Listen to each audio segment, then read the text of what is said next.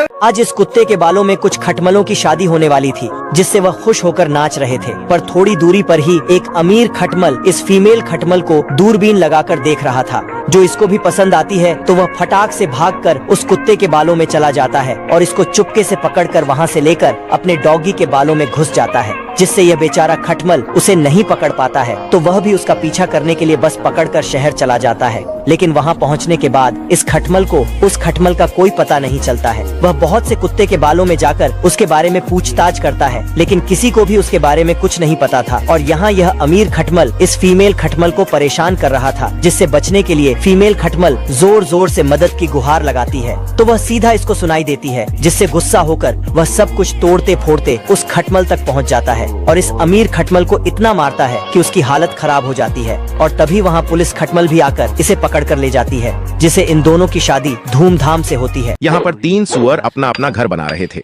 लेकिन घास फूस से घर बनाने की वजह से इन दोनों सुअरों का घर जल्दी बन जाता है और ये दोनों इस तीसरे सुअर का मजाक उड़ाने लगते हैं, जो कि अपना घर ईंटों से बना रहा था। फिर वो दोनों हंसते हुए वहां से जाकर नाचने लगते हैं, लेकिन तभी उन पर एक खूंखार भेड़िया हमला कर देता है। दोनों सुअर जल्दी से भागकर अपने अपने घर में छिप जाते हैं, लेकिन भेड़िया उनके घर को जोरदार फूंक मार के उड़ा देता है और उस सुअर को पकड़ने वाला ही था कि सुअर जल्दी से अपने दोस्त के घर में जाकर छिप जाता है। लेकिन भेड़िया उसके घर को भी एक जोरदार फूंक से उड़ा देता है और दौड़कर उनकी पूंछ पकड़ लेता है। लेकिन दोनों सुअर किसी तरह खुद को बचाकर उस तीसरे सुअर के घर में छिप जाते हैं। फिर भेड़िया वहां भी आ जाता है और इतनी जोर से फूंक मारता है कि उसकी पैंट तक खुलकर गिर जाती है, लेकिन वह घर हिलता तक नहीं।